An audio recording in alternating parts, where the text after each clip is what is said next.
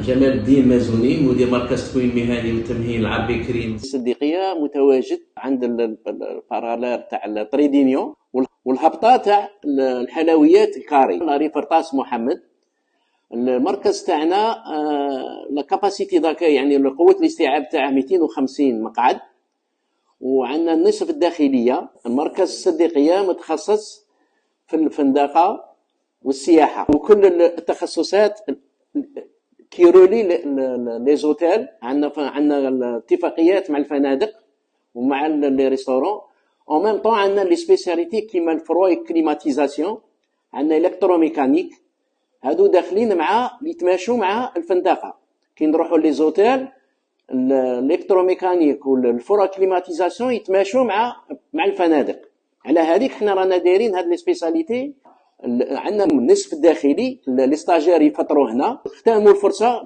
النص تاع المتربصين اللي يتكونوا عندنا كاع راهم خدامين، اللي كانوا ستاج براتيك في لي زوتيل نصهم كاع شدوهم يخدموا.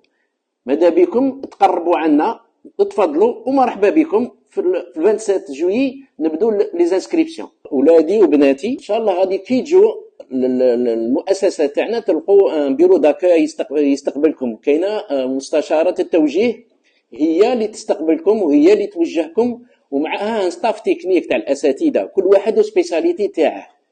صديق ما تنغبنوش، غادي كي تجوا ان شاء الله هي توجهكم. نتوما غادي تجوا تقول لها انا عندي باريزون عندي نافيام اش ندير اش راه كاين، هي توجهك. شوفوا انت لو فو تاعك اش راك باغي تتعلم، وحنا كونكم هانيين. اللي يدخل عندنا يتكون غادي من بعد عام غادي ان شاء الله يلقى الخدمه.